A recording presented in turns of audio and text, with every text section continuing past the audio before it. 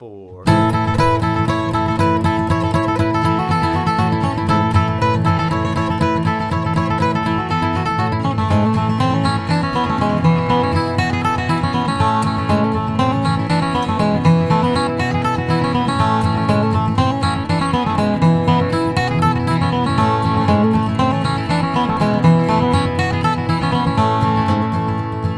What's up, guys? Brandon Johnson here again, and thanks for joining me. Today we're taking a look at the classic old-time fiddle tune, Nancy Roland. I really enjoy this tune because it's simple and straightforward. It has just kind of a minimal rhythm part to it, just a G chord and a D chord. And it has a really unique B part, and that's kind of what caught my ear when I first heard the song, and that made me want to do this lesson, is because it really is a straightforward flat picking tune. But it has, like most of these traditional flat picking tunes, they share a lot of common elements.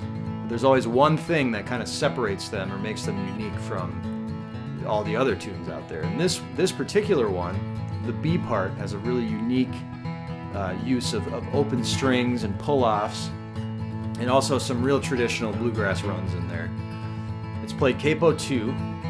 It's in the key of A, but we're playing it out of the G position, but not in a way you might expect. There's some real up the neck type stuff here, and some real where you're really emulating the sound of a fiddle on the guitar.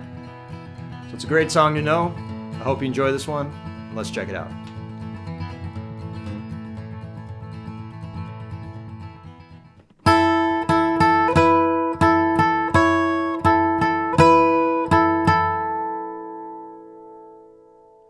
Okay, let's take a look at measure number 1 now of Nancy Roland. So remember, we're capo 2 here. We're playing capo 2.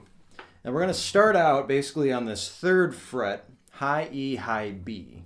And we're going to bar. We're going to do just a 2-string bar here with kind of the tip of our index finger right on that 3rd fret.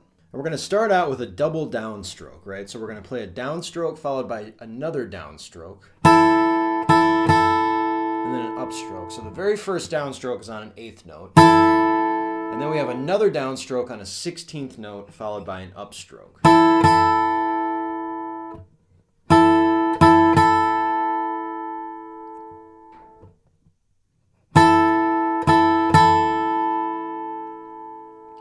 And the reason we're playing this with our index finger is because we're going to make a 3-fret stretch and then another 3-fret stretch with our little finger here coming up in this first measure.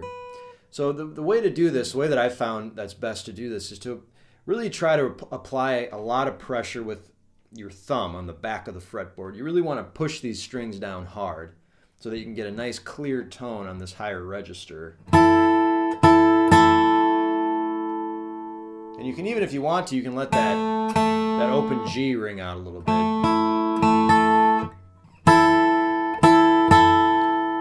Now we're going to go up to the 5th fret on the high E, so we're actually holding this little bar chord here on this 3rd fret. And then with our ring finger, we're going to place it on the high E 5th fret. That's on a downstroke. Then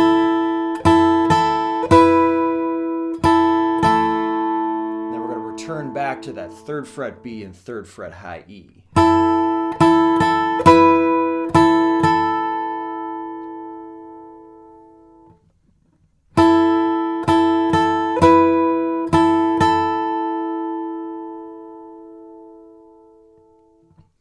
Okay, and then at this point we're going to take our little finger and we're going to actually move it all the way up to the 7th fret here.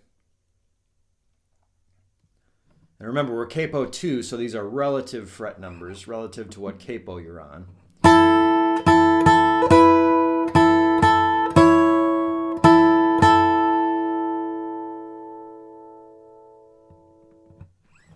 All right, so you can kind of see the pattern that we're going for there. We're starting with the 5th fret with our ring finger, the 5th fret high E.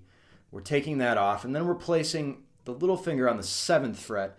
And all the while, we're holding this kind of 2-string bar chord here on this 3rd fret with the tip of our index finger. And we're pressing really hard on the back of the fretboard with our thumb so that we get a really nice, clear tone out of it.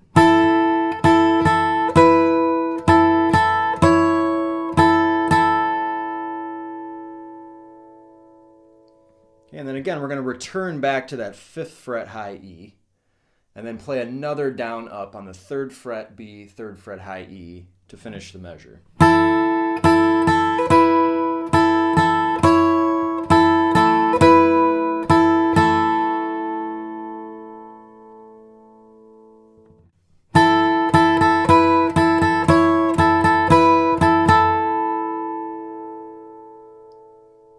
Okay, and that's going to take us into measure number 2.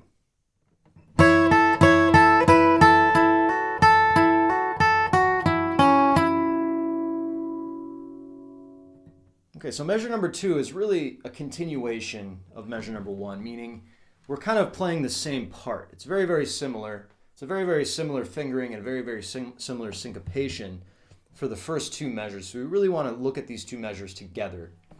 So we're coming off of that 3rd fret B, 3rd fret high E, down up, right at the end of measure number 1. And then from there, at the beginning of measure number 2, we're going to go straight back to that 7th fret high E with our little finger. This whole thing is being anchored here with our index finger and our thumb. And you're really pressing hard there because you really want to get that nice clear tone on the higher register of your guitar. See what I did there. It's a little bit of it's not really a pull-off because we're not doing that. We're actually individually picking each one of these. And what we're doing is on the 7th fret high E, we're playing it on a downstroke. And then on that 3rd fret high E, it's on an upstroke. Right?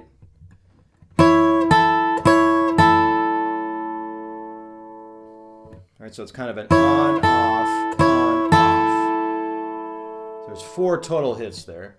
And then you'll see the 5th fret high E again.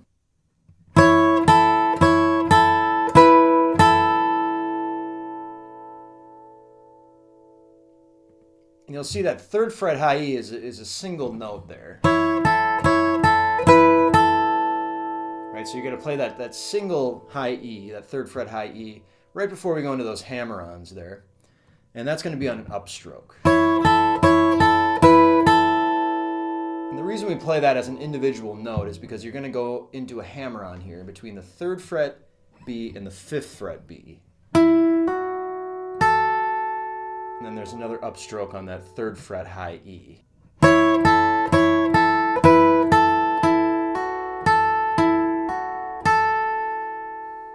You're actually going to do 2 of those, right? So we're going to play that 3rd fret to 5th fret B hammer on a downstroke.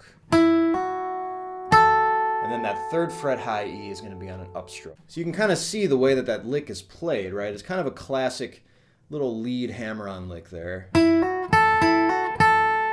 Right, where you're hammering on with your ring finger. Again, you're still holding down this kind of 2-note bar chord here between the 3rd fret B and the 3rd fret high E.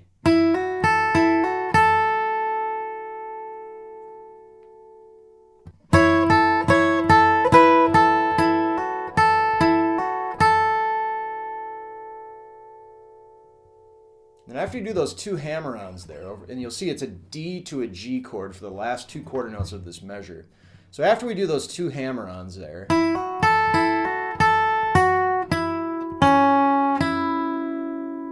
we're just going to finish it up with those 4 notes over the G chord. And that's going to be 5th fret B to 3rd fret B, 4th fret G, and then 3rd fret B.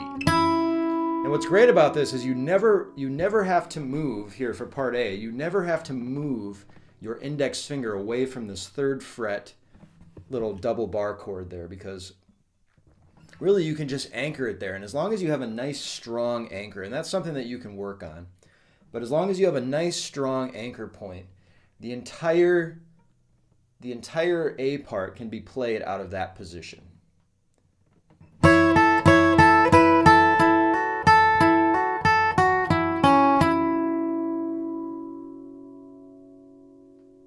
Okay, so let's play measures 1 and 2 now, together all the way through to the metronome.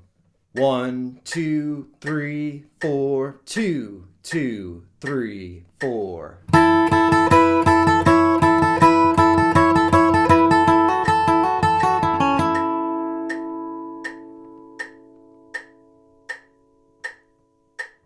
1, 2, 3, 4, 2, 2, 3, 4.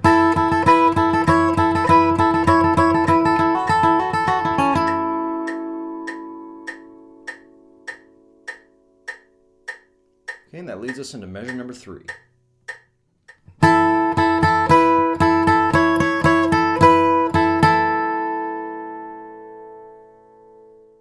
Okay, when we look at measure number 3 now, you'll notice that it is very, very similar to measure number 1. And the reason that I didn't just put a repeat sign at the end of measure number 2 and have that be played twice is because there's actually a subtle difference here in the second part. And this is a difference in how you're accenting the notes, and it cuts down on a little bit of the repetition, and it just kind of makes the second half of this A part here a little bit more distinct when you play it slightly differently.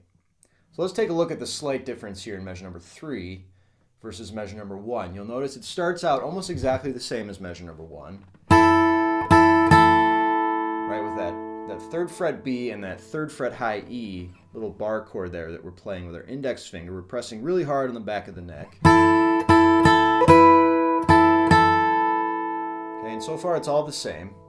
Now what you'll see here is 3rd fret B and 7th fret high E. You're going to see 3 of those in a row. Now this is kind of a tough stretch here. You can see I'm playing, that little 2-note bar chord there, and then I'm stretching with my little finger all the way over here to the 7th fret, or what would be the 7th fret, since we're capoed up, right? So you're counting your fret numbers from where the capo is. So this is 1, 2, 3, 4, 5, 6, 7. So we're all the way up here on the 7th fret, and you see 3 of those in a row.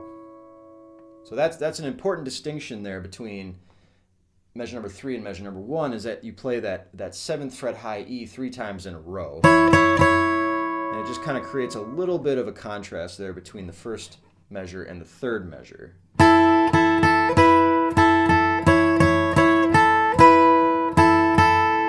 From there, it's all the same. So basically the only difference there between measures 1 and measures 3 is that 3-note cluster there where you're up on that high E 7th fret.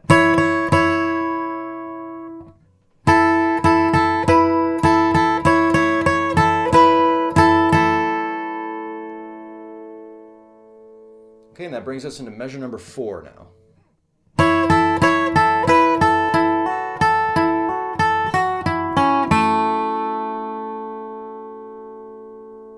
Okay, so you notice measure number 4 there is again, it's very similar to measure number 2, and the only difference here is the very, very last note of measure number 4. It's actually an open G.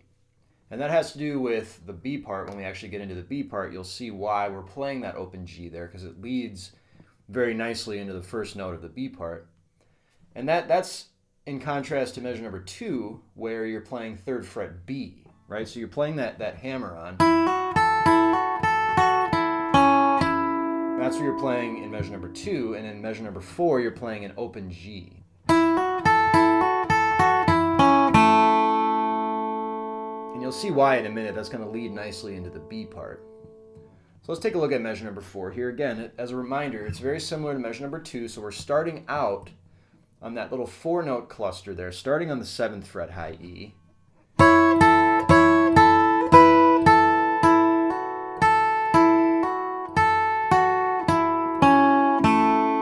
There's your open G right there.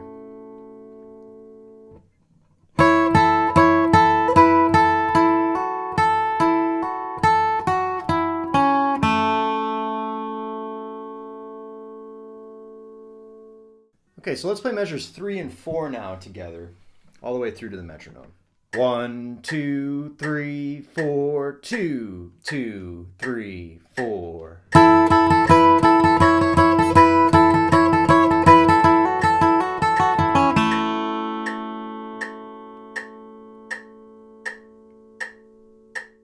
One, 2, 3, 4, 2, 2, 3, 4.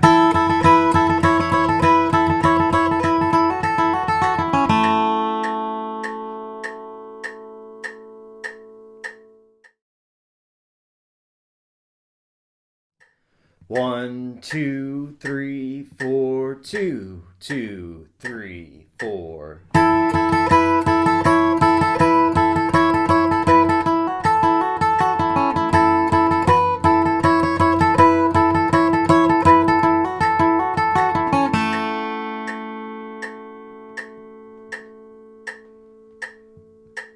One, two, three, four, 2, 2, 3, 4.